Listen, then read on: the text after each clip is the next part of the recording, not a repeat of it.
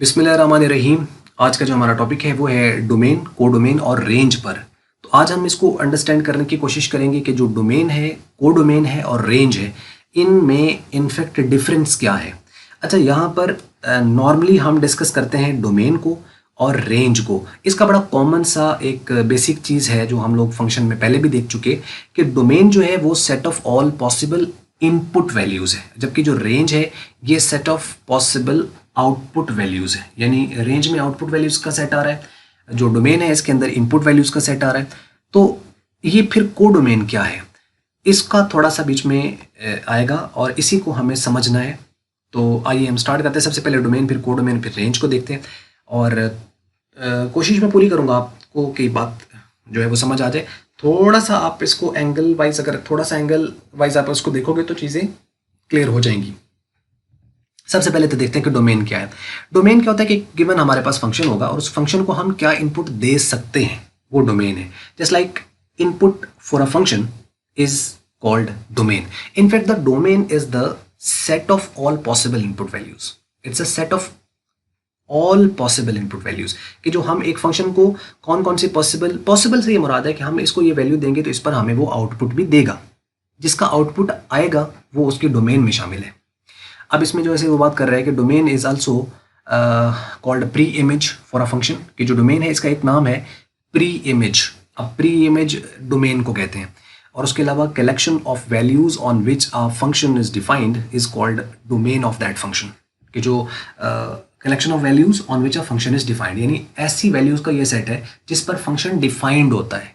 Defined का मतलब क्या है कि इस पर वो आउटपुट देगा, और अनडिफाइंड हो जाता मतलब इस पर वो आउटपुट नहीं देगा। तो हर वो वैल्यू जिस पर एक पर्टिकुलर फंक्शन आपको आउटपुट देता रहेगा तो वो उसके डोमेन में शामिल है। जिस पर वो आउटपुट नहीं देगा वो उसके डोमेन में शामिल नहीं है। तो वो कोई भी नंबर हो सकता है कि आप नंबर इसको इनपुट करते जा रहे हो, हर नंबर पे वो आउटपुट नहीं भी आता है। जैसे कोई भी नंबर उसको आप 0 पे डिवाइड करो तो मीन्स के वो अनडिफाइंड हो जाता है। सपोज कर लो कि हमारे पास एक फंक्शन है f of x is equal to 1/x, एक स्टैंडर्ड फंक्शन है 1/x। इसका मतलब है कि इसमें x की कोई भी वैल्यू पुट की जा सकती है सिवाय 0 के, क्योंकि 1/0 इज इक्वल टू अनडिफाइंड। तो इसका मतलब है x की वैल्यू 0 नहीं हो सकती। तो ये इसका मतलब है कि इसकी domain set of real number है एक्सेप्ट 0, के 0 नहीं हो सकती, कि रियल नंबर में से 0 निकाल दो, बाकी आप कोई भी इसको वैल्यू दे सकते हो। तो ये इसकी डोमेन है। अब आगे जब हम कोडोमेन की बात करते हैं तो कोडोमेन में क्या होता है कि वो बात करता है कि in order to understand the codomain the and range you must first of all you have to understand how the given function is defined। एक फंक्शन को डिफाइंड कैसे किया गया है, डिफाइंड से मुराद है उसकी मैपिंग कैसे की गई है। तो मैपिंग जब तक हमें अंडरस्टैंड नहीं होगी, उसके रिलेशनशिप को हम नहीं देखेंगे कि किस तरीके से मैपिंग की गई है, तो उस वक्त तक हमें कोडोमेन नहीं समझ आएगी। अच्छा, मैपिंग कुछ भी नहीं है, सिर्फ आप अपना ध्यान उस चीज़ की तरफ लेके जाएं जो हमें नंबर सिस्टम के ऊपर मैंने स्टार्ट पे लेक्चर आपको बताया ना, कि एक जो नंबर होता है वो या तो इंटीजर होता है या वो फिर पहले तो इमेजिनरी और रियल की तरफ आ गए, फिर रियल में इंटीजर होते हैं, फिर वो डेसिमल हो सकते हैं। पिछला लेक्चर आपने पूरा उसके नंबर सिस्टम के ऊपर है, जिसमें इवन नंबर हो सकते हैं, ऑड हो सकते हैं, प्राइम हो सकते हैं, कंपोजिट हो सकते हैं, या उसके अलावा बाकी और जो हैं उसके अंदर नेचुरल नंबर हो सकते हैं, होल नंबर्स हो सकते हैं। ये कुछ सेट है कि नेचुरल नंबर है उसका एक सेट होता है, होल नंबर का एक सेट होता है।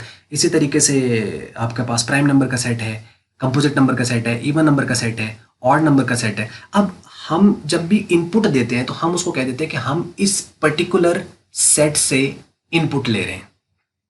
तो जब आउटपुट आएगा तो वो इस पर्टिकुलर नंबर सिस्टम यानी इस सेट से आउटपुट आएगा। फॉर एग्जाम्पल हम कहते हैं हम नेचुरल नंबर के सेट से इसको इनपुट दे रहे हैं और इसका जो आउटपुट आएगा वो नेचुरल नंबर के सेट से ही आउटपुट आएगा। ये हमने दो सेट ले लिए, एक सेट ए और एक सेट बी। यानी जो सेट ए है वो भी नेचुरल नंबर से और दूसरा सेट जो बी है वो भी नेचुरल नंबर से, सेट ए और सेट बी। तो ए टू बी हम मैपिंग करेंगे उसकी, यानी डोमेन टू कोडोमेन। अब ध्यान से तो जो से आपने इसको थोड़ा सा समझ लेना है। अब ये देखो, जैसे ये लिखा हुआ है सच दैट एफ आपके पास जो है ना, एफ यानी एक फंक्शन है, मैपिंग है from N to N, means domain to codomain. इसका मतलब होता है कि एक फंक्शन है एफ, उसको उसकी मैपिंग की गई है, mapping from a N to N. N to N का क्या मतलब है, natural number to natural number. मतलब कि जो उसको पॉसिबल इनपुट दे रहे हैं वो भी नेचुरल नंबर से और उसका आउटपुट आ रहा है वो भी नेचुरल नंबर से। इनपुट भी नेचुरल नंबर से आ रहा है और उसका आउटपुट जो है वो भी नेचुरल नंबर से आ रहा है। और फंक्शन उसने आगे दे रखा है f of x is equal to 3x² plus 4। इसको बड़े ध्यान से समझ लेना, यहाँ से आपको डोमेन क्लियर हो जाएगी इंशाल्लाह। कि एक फंक्शन है f of x is equal to 3x² plus 4 और मैपिंग कैसे ये बताएगा उसकी कोडोमेन और उसकी रेंज, यहां से समझ लगेगी। अच्छा, ये क्या कह रहा है कि एक फंक्शन f है जो कि f ऑफ x है, वो एंड टू एंड डिफाइन। इसका मतलब क्या है, इसको समझना है। एंड टू एंड का क्या मतलब है कि उसको हमने जो इनपुट देना है वो नेचुरल नंबर में से देना है और जिसका आउटपुट आएगा वो नेचुरल नंबर में से आएगा। नेचुरल नंबर को आप जरा रिकॉल करो कि वो कौन से होते हैं। वो होते हैं 1 2 3 4 5 6 7 8 9 and so on up to infinity. Negative ये होते नहीं है, 1 से स्टार्ट होता है, पॉजिटिव इन्फिनिटी की तरफ मूव करते हैं। ये होते हैं नेचुरल नंबर। इसका मतलब हम इसको जो फंक्शन को इनपुट दे सकते हैं वो पहला इनपुट जो हम मिनिमम दे सकते हैं वो 1 है, क्योंकि नेचुरल नंबर है, इसमें 0 तो आएगा नहीं। 1 दे सकते हैं, 2 इनपुट दे सकते हैं, 3 दे सकते हैं, 4 5 6 7 8 9 10 and so on up to infinity. हम कोई सा भी इसको इनपुट दे सकते हैं, दिया जा सकता है और कोई फंक्शन को इनपुट मिल सकता है बिल्कुल। और ये इसके डोमेन है। Set of all real numbers हम यहाँ पे दे सकते, ऑल रियल नंबर जो कि कौन सी कैटेगरी का है, नेचुरल कैटेगरी का है। यानी नेचुरल नंबर का जो हम इसको इनपुट दे सकते हैं 1 से इन्फिनिटी तक। अब सपोज करो, और वो आगे क्या कह रहा है कि उसका जो इसकी ये होती है कोडोमेन, कि उसका जो आउटपुट आएगा ना, असल में आउटपुट ही रेंज ही होती है और वही कोडोमेन भी होती है। थोड़ा सा फर्क है। असल में जब आपको कोडोमेन आ रहा है तो आप यूं समझो कि वो रेंज है, लेकिन still it has the difference between the range and the codomain. Codomain के बारे में ये है कि इसका जो आउटपुट आना है वो नेचुरल नंबर में से आना है। नेचुरल नंबर कौन से हैं, 1 2 3 4 5 6 7 and so on up to positive infinity तरफ। अब इसमें अगर हम सपोज करो कि मिनिमम वैल्यू चूंकि हमने 1 पुट कर सकते हैं, क्योंकि 0 तो इसमें आना नहीं है, क्योंकि 0 तो होल नंबर में आता है, नेचुरल में तो आता नहीं है। तो इसका मतलब हम मिनिमम वैल्यू 1 पुट कर सकते हैं। अब जरा 1 पुट करें यहाँ पे। जब 1 पुट करेंगे तो 1 का स्क्वायर 1 आ जाएगा। जब वो 3 से मल्टीप्लाई होगा तो 3 1 3 और 3 प्लस 4 7। तो इसका आउटपुट, पहला आउटपुट एक्चुअल में क्या आ रहा है, 7। 3 plus 4 is equal to 7। 7 no doubt natural number है। अब इसमें आप 2 पुट करो। जब 2 पुट करेंगे तो ये 2 2 ज़र 4 और 4 3 ज़र 12। 12 में आप 4 ऐड करोगे तो बन जाएगा 16। तो ये वो 7 से देखो 16 पे चला गया। अगर हम यहाँ पे 3 पुट करें, चाहे हम अब 3 हम पुट करते हैं, तो 3 पुट करने से ये और ऊपर चला जाएगा, क्योंकि 3 3 ज़र 9 और 9 3 ज़र 27 और 27 में हम 4 ऐड करेंगे तो 31 आ जाएगा। तो इसका मतलब है कि वैल्यू बढ़ती जा रही है। मिनिमम इसका आउटपुट 7 आएगा, उसके बाद बढ़ते बढ़ते बढ़ते आगे बढ़ेगा, 7 से कम नहीं आएगा। इसका आउटपुट इस फंक्शन का इस मैपिंग के मुताबिक 1 नहीं आ सकता आउटपुट, 2 नहीं आ सकता, 3 नहीं आ सकता, 4 भी नहीं आ सकता, 5 भी नहीं आ सकता और 6 भी नहीं आ सकता। ये 6 आपके पास वैल्यू जो है ना, ये इसका आउटपुट नहीं आ सकता। क्यों नहीं आ सकता? क्योंकि इसके अंदर हम मिनिमम 1 पुट कर सकते हैं, 0 तो पुट कर ही नहीं सकते, वो तो होल नंबर में नेचुरल नंबर। अब यहाँ सोचने वाली बात ये है कि क्या हमने तो कहा था कि नेचुरल नंबर से इनपुट तो आउटपुट नेचुरल नंबर से आएगा, नेचुरल में से ही आया है। लेकिन क्या 1 2 3 4 5 6 क्या ये नेचुरल नंबर नहीं है? तो आंसर है नेचुरल नंबर तो है, लेकिन क्या इसकी रेंज में ये शामिल है? रेंज में ये शामिल नहीं है। रेंज में शामिल नहीं है, लेकिन उसकी कोडोमेन में शामिल है। तो मतलब कोडोमेन जो होता है वही आउटपुट होता है, वही आपके पास रेंज होती है। तब जब नंबर ऑफ एलिमेंट रेंज के और नंबर ऑफ एलिमेंट कोडोमेन के सेम हो तो रेंज और कोडोमेन सेम चीज है।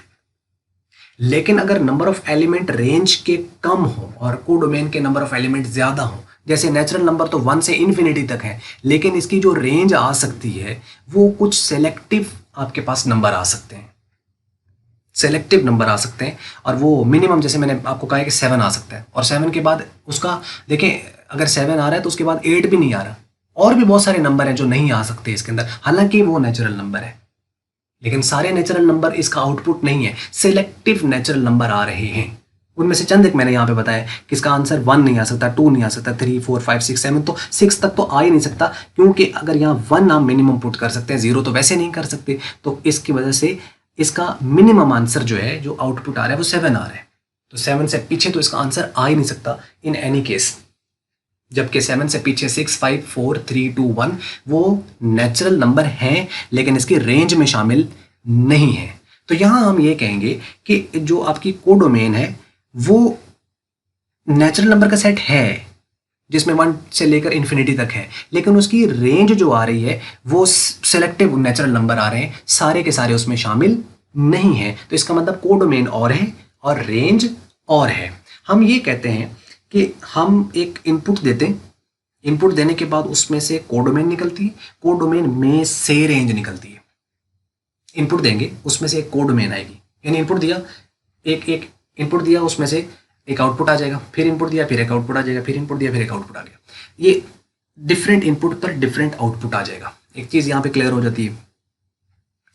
अब क्या होगा कि डिफरेंट जो हम इनपुट देते जा रहे हैं उस पर डिफरेंट आउटपुट तो आ रहा है, लेकिन अब ये आउटपुट उस डिफाइंड सेट में से होगा, लेकिन वो सारे नंबर नहीं होंगे जो हमने कहे। जैसे हमने कहा सेट ऑफ नेचुरल नंबर, तो नेचुरल नंबर में तो 1 से काउंटिंग वाइज शुरू हो जाते हैं ऑनवर्ड, लेकिन सारे तो आउटपुट नहीं आएंगे, उसमें से कुछ आएंगे। जब ऐसा हो तो कोडोमेन और है और रेंज और है, लेकिन रेंज के नंबर ऑफ एलिमेंट कम आते हैं और कोडोमेन के एलिमेंट ज्यादा आते हैं, लेकिन ये दोनों सेम भी हो सकते हैं।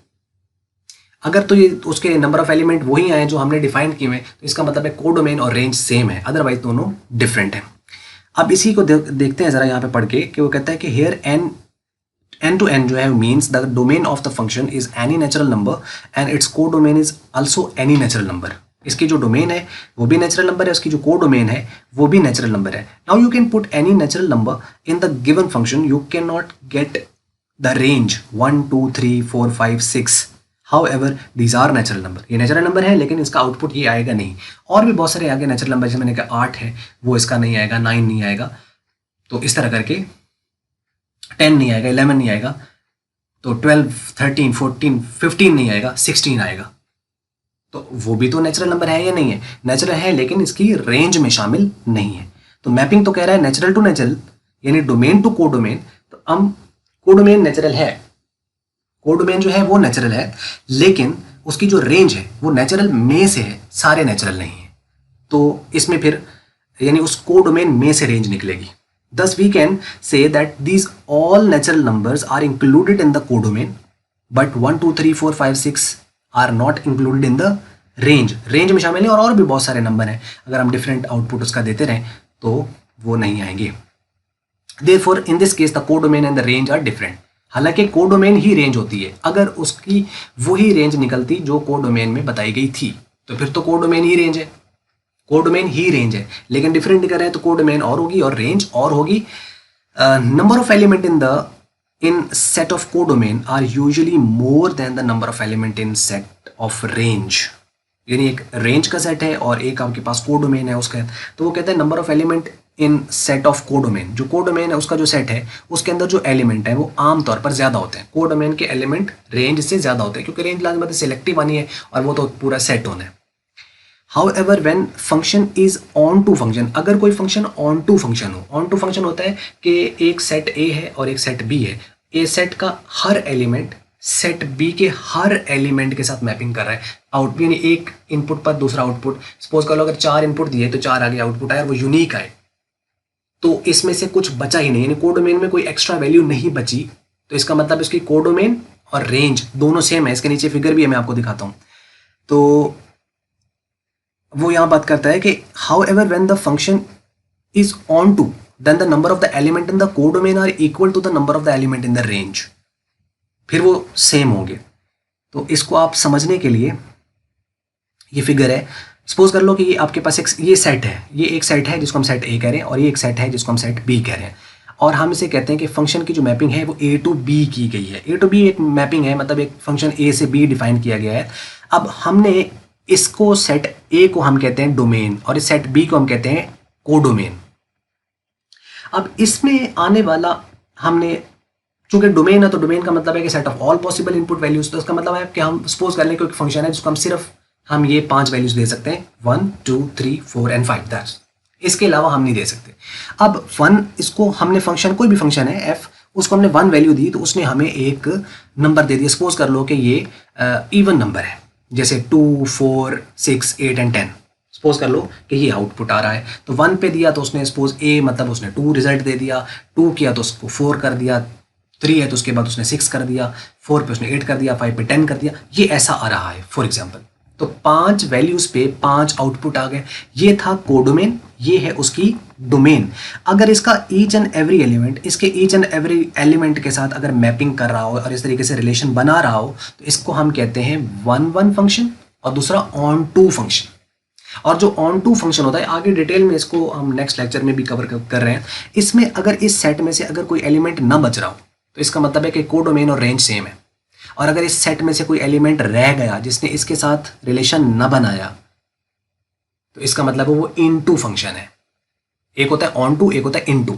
इसको हम आगे डिटेल में भी देखेंगे। तो इसमें चूंकि कोई एलिमेंट नहीं बचा, तो इसका मतलब यही इसकी कोडोमेन है सेट की, इस फंक्शन की, और यही इसकी रेंज है। तो रेंज और कोडोमेन सेम है इसकी। जबकि नीचे एक और देखिए इसके साथ है कि एक हमने ए फंक्शन, आपके पास ये है फंक्शन है, उसकी मैपिंग ए टू बी की गई, यानी ये सेट ए है जो कि डोमेन का है और ये सेट बी है जो कि कोडोमेन का है। हमने उसको 1 इनपुट दिया तो उसने हमें ए दे दिया, जो कि हम कह लेते हैं कि इवन नंबर है, जैसे लाइक 2 आ गया, यहाँ पे 4 है, यहाँ पे 6 है, यहाँ 8 है, यहाँ 10 है।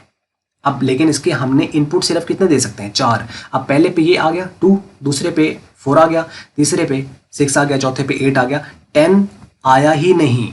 हालांकि हमने कहा था कि ये 5 जो हैं ये फर्स्ट आप 5 इवन नंबर कह लें। हमने कहा था कि जो पहले 5 इवन नंबर हैं वो आपके फर्स्ट 5 इवन नंबर पॉजिटिव, ठीक है, यानी 2, 4, 6, 8 एंड 10 ये होंगे इसकी कोडोमेन में शामिल। तो कोडोमेन में उसके एलिमेंट तो ठीक है 1, 2, 3, 4 और 5 ये शामिल हैं, लेकिन अब ये सारे आउटपुट नहीं आए उसके। इसका आउटपुट ये आया, इसका ये आया, इसका ये आया, और ये एलिमेंट इसके सारे खत्म हो गए। इसका एलिमेंट कोई और बचा ही नहीं जो इसके साथ रिलेशन बनाए, तो इसका एलिमेंट बच गया सेट बी के अंदर। जब ऐसा हो जाए तो इस फंक्शन कहते हैं इनटू फंक्शन। और जब इनटू फंक्शन होगा तो ये इसकी कोडोमेन में A B C D E शामिल है, जबकि इसकी रेंज में जस्ट ए बी सी और डी शामिल है। तो मतलब रेंज में 4 एलिमेंट और कोडोमेन में 5 एलिमेंट हैं। तो कोडोमेन में एलिमेंट ज्यादा होते हैं यूजुअली और रेंज में कम ही होते हैं। तो मतलब आप इसको शायद आप समझ पाए हो या नहीं। तो यानी आउटपुट जो है वही रेंज है, वही कोडोमेन है, लेकिन सिमिलर तब होंगे जब डोमेन के एलिमेंट और कोडोमेन के एलिमेंट सेम होंगे, तो ये रेंज ही कोडोमेन और कोडोमेन ही रेंज है। लेकिन अगर एलिमेंट उसके रेंज के कम हुए तो फिर रेंज और चीज़ है और कोडोमेन और चीज़ है। हालांकि हम अल्टरनेटिवली इनको बाज़ दफ़ा यूज़ भी कर रहे होते हैं। अब देखिए रेंज क्या है। Range values obtained from a function is called range of that function, की जो वैल्यूज आपको मिल रही हैं, जो आंसर आ रहा है। Range is also called image of function. जो था डोमेन वो प्री इमेज था और ये इमेज है।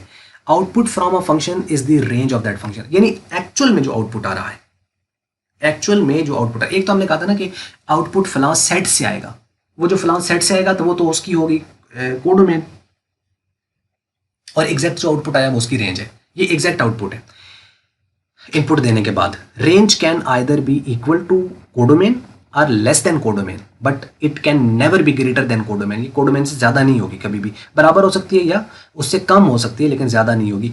फॉर ऑन टू फंक्शन, जैसे मैंने ये कहा है ये ऑन टू फंक्शन है, तो for onto function range is equal to codomain, मतलब इसमें कोई नहीं बचा, तो मतलब जितनी कोडोमेन उतनी ही रेंज। और फॉर इनटू फंक्शन, जो कि मैंने नीचे आपको दिखाया है ये वाला, इसमें कोडोमेन के एलिमेंट ज्यादा है और रेंज के एलिमेंट जस्ट 4 हैं। तो वो कहता है, जिसको हम इनटू फंक्शन कहते हैं, तो वो कहता है for into function range is less than codomain, range जो है वो कोडोमेन से कम होती है। तो ये था आज का टॉपिक। उम्मीद करते हैं आपको ये समझ लग गया होगा। अगर आपको मल्टीपीडिया की वीडियो अच्छी लगी इसको आप लाइक कर लें, शेयर कर लें दूसरों के साथ। अगर आपको अच्छी नहीं लगी इसको आप कर दें डिसलाइक, और वीडियो देखने का बहुत शुक्रिया।